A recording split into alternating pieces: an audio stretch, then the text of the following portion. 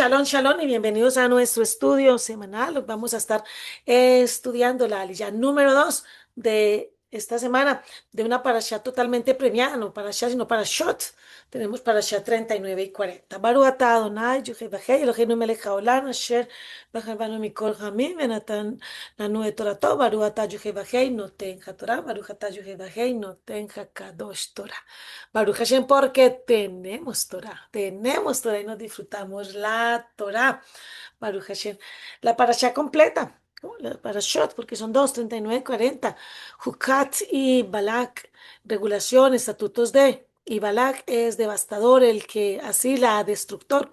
Está en Bamidbar, libro de Números 19:1 al 25:9. Bendito sea el Abacados. Y hoy vamos a estar viendo entonces la aliyá número 2 que está en Bamidbar, números 27 al 21, con el favor del Eterno, que sea el Eterno hablando. Vamos a tener tres temas básicos, fundamentales de esta aliyá: la orden divina y el error de Moshe. Moshe cometió un error, sí, imagínate. El juicio de Yuhei Bajei sobre los líderes y la diplomacia fallida con Edom. Y aquí en esta última parte vamos a ver todo lo que eso tiene que ver con este momento que estamos viviendo. Bendito sea el Abacadosh. La orden divina y el error de Moshe, que lo encontramos en Bamidbar 20 del 7 al 11. Este bloque contiene el detonante de la crisis de liderazgo más grande del Éxodo.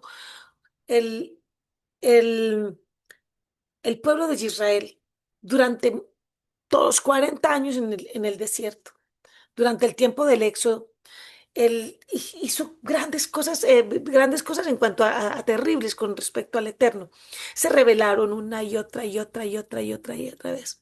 Pero aquí hubo un detonante que, que definitivamente llevó a Moshe a cometer un tremendísimo error.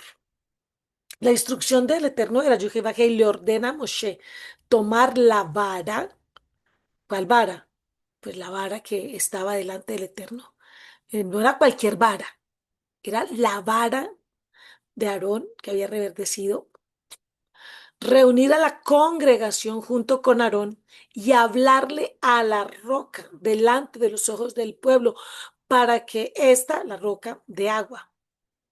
Reacción y la ira. Moshe, frustrado por la continua rebelión, el pueblo se rebeló durante todos los 40 años que estuvieron en el desierto, todos. Reprende duramente al pueblo llamándolos rebeldes. Ah, pero es que el pueblo había sido rebelde. Sí, es verdad. Pero a mayor bendición, mayor obligación.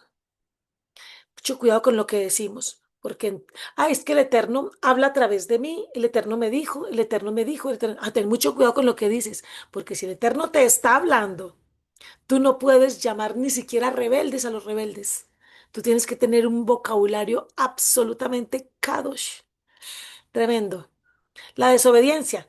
En lugar de hablarle a la roca como se le indicó, Moshe alza su mano y golpea la roca 2 veces. Vamos a ver ahorita cuál es la connotación, porque esto es tan grave delante del Eterno. 2 veces con su vara. A pesar de su error, la misericordia divina opera y fluye el agua en abundancia para la congregación y sus animales. Estos versículos de 7 al 11 establecen una carga profética y mesiánica de la Torah. Uno, la roca es Mashiach, Yeshua HaMashiach. El paralelismo más directo lo establece Rab Shaul, el apóstol Pablo, en el Brit Hadasha, revelando la identidad espiritual de esa fuente de agua en el desierto. Y todos bebieron de la misma bebida espiritual, porque bebían de la roca espiritual que los seguía, y la roca era el Mashiach. Corintian Aleph 10:4, o primera a los Corintios. La roca representa a Yeshua HaMashiach como el proveedor del agua viva que sacia la sed espiritual de la congregación en medio del desierto del mundo. Vamos a entender por qué este error de Moshe le cuesta, le cuesta el ingresar. a la tierra le cuesta, es un error que el Eterno lo ve como algo absolutamente terrible. El error profético, golpear versus hablar. Para entender la gravedad del juicio sobre Moshe, debemos comparar este evento con el de Shemot 17 en Refidim, donde el pueblo también pidió agua años atrás. En Shemot 17:6, la instrucción fue golpear la roca. O sea que casi 40 años atrás, el Eterno le dice a Moshe, golpea la roca. Y ahora lo que le está diciendo es, háblale a la roca. Elohim le dijo a Moshe, golpearás la peña y saldrá de ella aguas.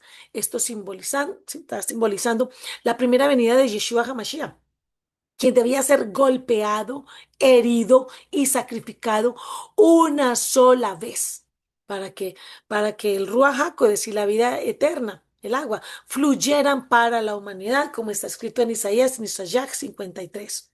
En Bamidbar, aquí en el texto que estamos leyendo, o Números 28:8, la instrucción era hablarle a la roca. Habían pasado 40 años y la instrucción cambió. Ya no debía ser golpeada la roca. Y uno pregunta, ¿por qué? ¿Por qué? ¿Cuál es la diferencia? Si hay 40 años atrás la golpeó, ¿por qué no puedo seguir haciendo lo mismo ahora? ¿Por qué no la puedo golpear ahora otra vez? Porque Yeshua HaMashiach muere una sola vez y para siempre. Hebreos 9, 26 al 28. A partir de allí, el creyente ya no necesita que Yeshua HaMashiach sea sacrificado nuevamente. Solo necesita hablar con Yeshua. Lo que necesitamos es hablar, orar, meditar en su palabra. Y aquí quiero hacer una corrección que hemos tenido durante años y años. Ay, no medite, meditar es malo, eso es de la nueva era, eso es de no sé qué. No, señores, el Eterno nos manda a nosotros, hay que recuperar lo que es nuestro, hay que recuperar lo que es nuestro. El Eterno nos dice que meditemos en su palabra de día y de noche. Pues hay que meditar en ella. Esa palabra la están utilizando los de la nueva era y no sé qué. No, pues qué importa, pero es que esa palabra es nuestra. Ellos nos están robando nuestras palabras y dejamos que nos las roben. Y no, señor, así no es. Vamos a meditar. Entonces, ¿qué es lo que el Eterno nos pide ahora a través del sacrificio de Yeshua HaMashiach?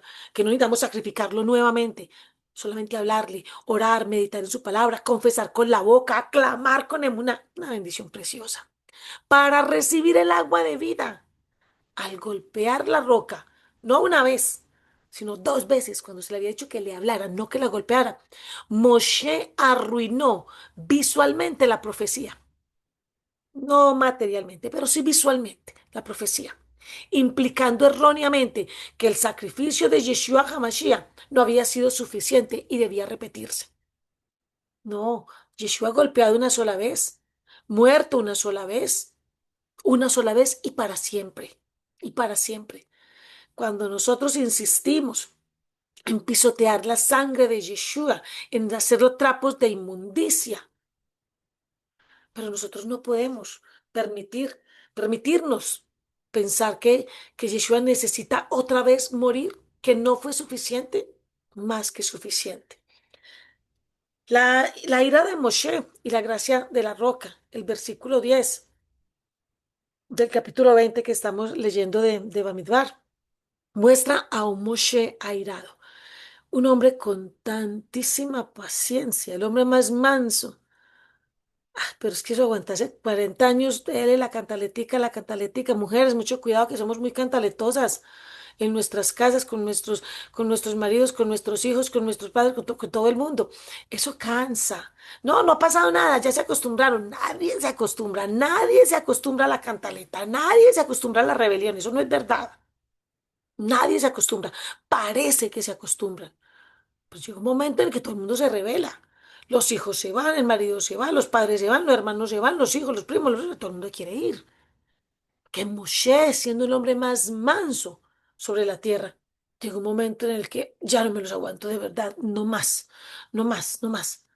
Ya un hombre de 120 años luchando con ese pueblo 40 años desde los 80 años, ay, ya no más. Y se enoja este hombre. Y uno dice, pero es que ¿por qué no se enojó? La gente se rebeló por cosas más terribles. ¿Por qué no se enojó de esta manera tiempo atrás? Ah, es que ya Moshe había enseñado tanto, ya había mostrado tanto al Eterno, ya había mostrado tantas señales, milagros, prodigios. alimentar a toda esta gente. Ya habían visto el maná, el man, ay, ya habían visto el agua, todo. Y viene una prueba y quéjese y quéjese. Hasta el hombre más manso se está airado. Y pregunta él, ¿os hemos de hacer salir agua de esta peña? Moisés representando a la ley, operó bajo la ira y el juicio humano. Qué responsabilidad tan grande ser llamados por el Eterno. Qué responsabilidad tan grande. Hoy para los que estamos aquí en sala, hoy iniciamos recuerde que ahora, antes estuvimos leyendo, empezamos el estudio del libro de Yermiyah, de Jeremías. ¿Y qué significa Yermiyah? ¿Qué significa Jeremías? Nombrado por Yuhei Bajei, por el Eterno. Al que el Eterno lo llama, al que lo nombra, al que lo llama,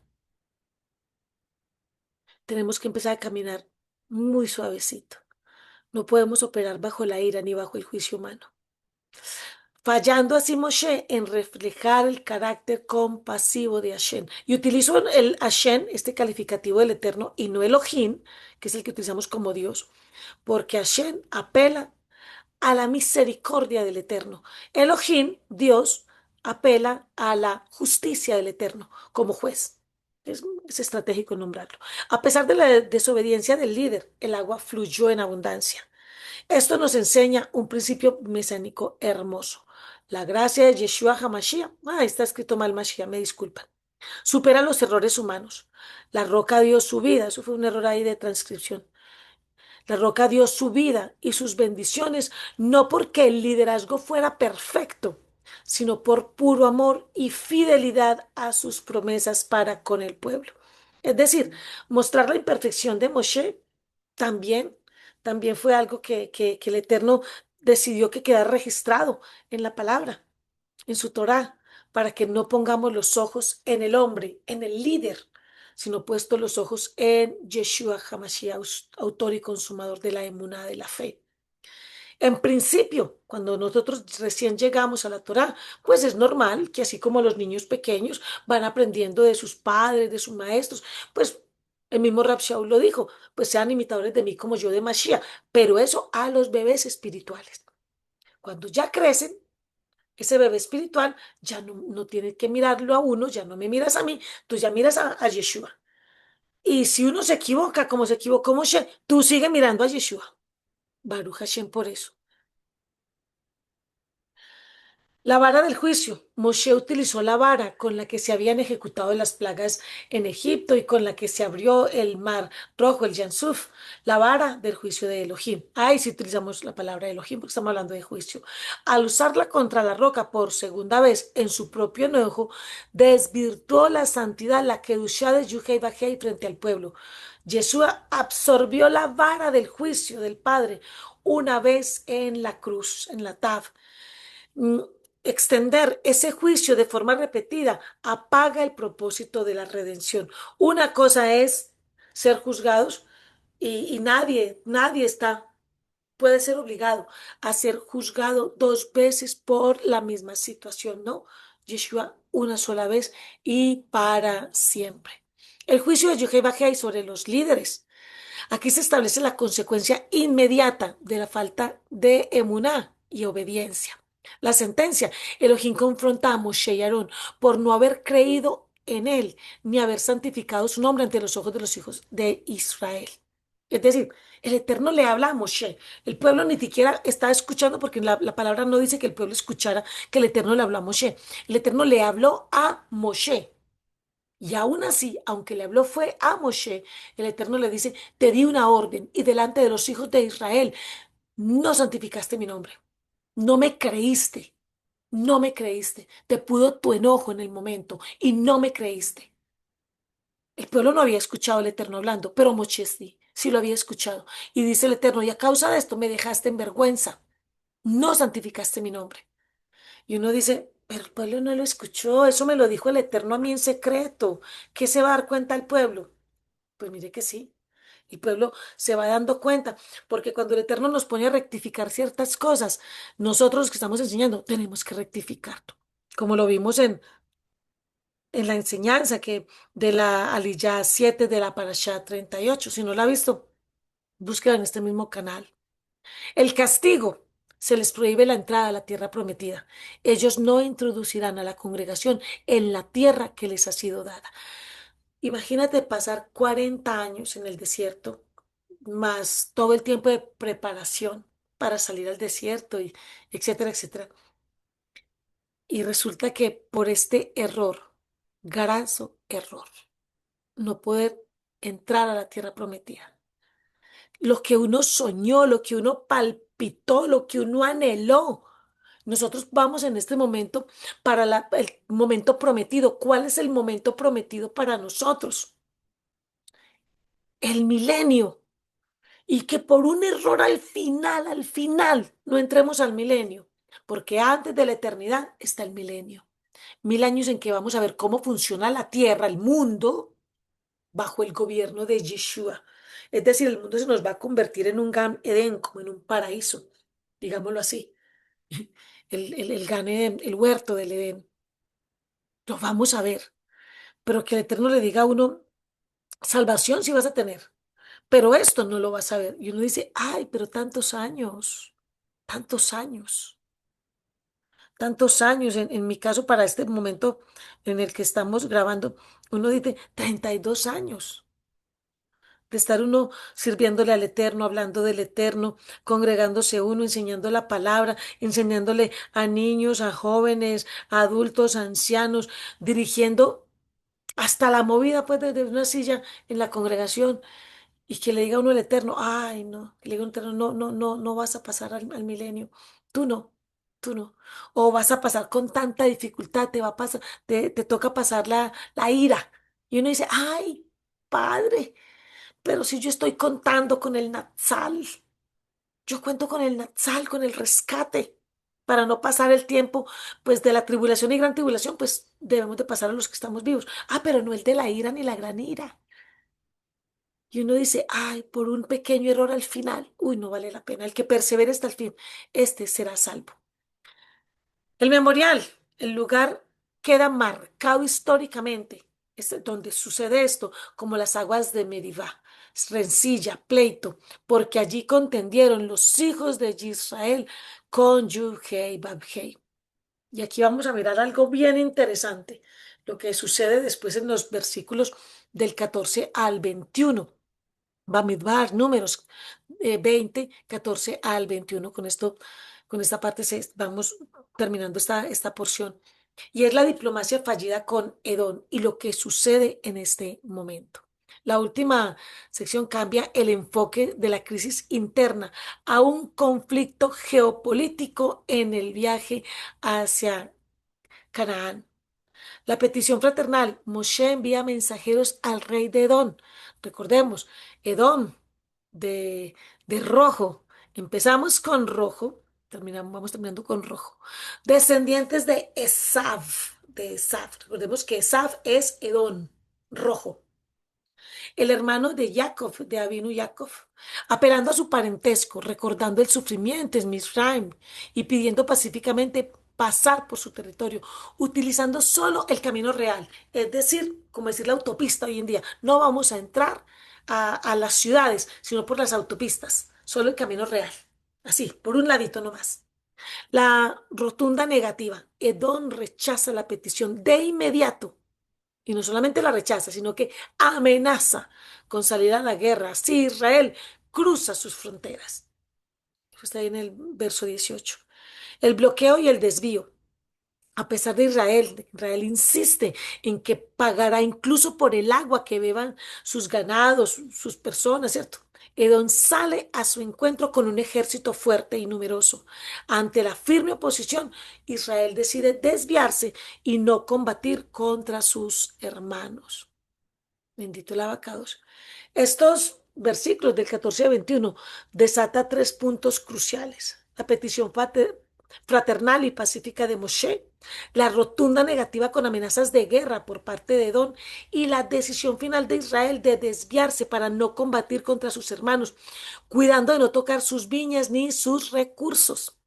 Este pasaje bíblico ofrece un puente profético e histórico impresionante con la realidad geopolítica y espiritual que vive el Estado de Israel moderno. Hoy en día, aquí tenemos una aplicación práctica y profética que la vamos a dividir en tres ejes fundamentales. El primero, el eterno desafío de la diplomacia en Medio Oriente. Israel intentó la vía diplomática con Edom, apelando a la fraternidad. Tú conoces todo el trabajo que nos ha venido y prometiendo respeto absoluto a sus fronteras y a sus bienes. No pasaremos por campos ni por viñas. La respuesta fue hostilidad inmediata. Hoy en día, esto refleja perfectamente el dilema histórico y actual de Israel a lo largo de las décadas y de la forma muy marcada en los conflictos recientes. Israel ha buscado establecer tratados de paz, corredores humanitarios o acuerdos de convivencia con vecinos de la región. Sin embargo, a menudo se encuentra con una rotunda negativa ideológica de actores regionales que rechazan su derecho a existir o transitar pacíficamente, respondiendo con despliegues de fuerza militar en las fronteras, tal como lo hizo el rey de Edom. Aquí algunos dirán, pero es que Israel no hizo lo que el Eterno dijo, que tenía que haber destruido a todos sus enemigos. Sí, es verdad, pero en el contexto que estamos leyendo, ellos no habían entrado a la tierra prometida todavía. Ellos estaban de camino a la tierra prometida. Es decir, que en ese contexto histórico, la vía diplomática con Edom era el acto a seguir. Así que hay personas con las que el Eterno dice, a estos Israel nunca los va a destruir, siempre quedarán ahí. Entonces, con esos hay que tener esa vía diplomática. El espíritu de Edom y la hostilidad irracional. Edom era descendiente, como ya lo dijimos, de Esaf, hermano de Jacob, Jacob. Había un vínculo de sangre, pero Edom, rojo, Esaf, reaccionó con un ejército fuerte y numeroso ante una petición que no les causaba ningún daño. Hoy en día, en la escatología y en el análisis bíblico, el espíritu de Edom representa la oposición y el resentimiento de hermano. Mire esto. Cuidado con tener a ver, yo veo, con tener ese resentimiento de hermano, que se convierte en hostilidad armada. Hoy en día Israel enfrenta amenazas multidimensionales en sus fronteras, norte, sur y este, por parte de grupos y naciones que, a pesar de compartir raíces históricas o geográficas en el Medio Oriente, rechazan cualquier intento de normalización de relaciones, utilizando la intimidación militar como primera y única respuesta ante Israel. Esos que definitivamente no quieren que Israel exista. Preservar la integridad moral en el conflicto. La sección más bella de este enfoque es que Israel, ante la provocación y el rechazo de Edom, decide desviarse y evitar la guerra. Moshe prefirió alargar el viaje en el desierto antes que destruir o forzar el paso por las viñas de sus hermanos. Israel protegió la viña ajena, aún bajo rechazo. ¿Qué significa esto? Israel sabía, tenemos la capacidad militar para destruirlos. Y decidieron no destruirlos. Decidieron no destruir sus viñas. Decidieron no. Israel antes, en la actualidad, antes de lanzar un misil, antes de lanzar una ofensiva, le dice a las personas, vamos a lanzar esta ofensiva en tal parte. Por favor, aléjese de ahí. Hoy en día, esta es la aplicación ética más profunda para el Israel actual. En medio de las guerras de supervivencia, que el país se ve obligado a librar, porque se ve obligado a librar, el estándar ético de las fuerzas de defensa de Israel, las FDI, y del pueblo hebreo, de nuestro pueblo Israel, siempre se enfrenta al desafío de mantener la humanidad. Significa que incluso cuando las naciones vecinas cierran sus puertas o muestran hostilidad, Israel, nosotros debemos seguir operando bajo un único código superior, la Torá, buscar la defensa, defendernos, sin destruir la viña de la moralidad, proveyendo ayuda humanitaria, hospitales de campaña para civiles de zonas fronterizas y buscando preservar la vida a pesar del conflicto. Qué importante, qué importante. Este pasaje nos enseña que el camino de Israel hacia su promesa nunca ha sido fácil y muchas veces sus intentos de paz son respondidos con amenazas. Hoy, al igual que en los días de Moshe, el desafío de Israel es defender su derecho a transitar por la historia. Tú y yo tenemos derecho a transitar por esta historia, enfrentando la hostilidad externa, sin perder nuestro diseño divino, el de respetar y cuidar las viñas, operando con la prudencia y la altura espiritual que Yuhei Bajei nos demanda. Una aplicación directa y poderosísima para quienes se encuentran hoy en la dispersión, Galut, la diáspora. Uno, el tránsito pacífico por tierras ajenas. Vivir en la diáspora significa habitar temporalmente en naciones con culturas, leyes y sistemas de valores muy distintos y a veces hasta opuestos a los de la Torá. La aplicación es la integración. Escúchame esto, integración sin asimilación como ciudadanos o residentes en la dispersión. El llamado es a transitar por el camino real, es decir, sin invadir a nadie, ser respetuosos de las leyes civiles, aportar positivamente de ser posible a la sociedad y mantener una conducta irreprochable, sin interferir destructivamente en las viñas del entorno. Bendito sea el Padre. La resistencia ante el rechazo cultural y espiritual. Quienes guardamos la Torá y el testimonio de Yeshua HaMashiach, estando en la dispersión en el Galut, a medida enfrentamos hostilidad, antisemitismo, rechazo de la sociedad que está totalmente secularizada. Edom representa el sistema del mundo que se opone a la identidad y al avance espiritual del pueblo de Hashem, Yuhei Bajei. Ah, perdón, lo escribí mal ahí, me disculpan. La lección aquí es no sorprenderse ante el rechazo, sino entender que la hostilidad externa es parte de las pruebas en el camino, en el exilio. Bendito sea el Eterno. Desviarse en lugar de confrontar. Hay que aprender a elegir las batallas. No todas las batallas culturales o ideológicas se ganan confrontando de frente. Muchas veces la altura espiritual que Yuhei Bajei demanda consiste en saber apartarse. Significa retirarse de ambientes tóxicos, evitar discusiones estériles que no edifican y elegir rodear el problema cuando cuidando la propia santidad y la paz. No nos metamos en problemas innecesarios. Elijamos la batalla. Esta sí, esta no, esta sí, esta no. Hay cosas que no necesitamos.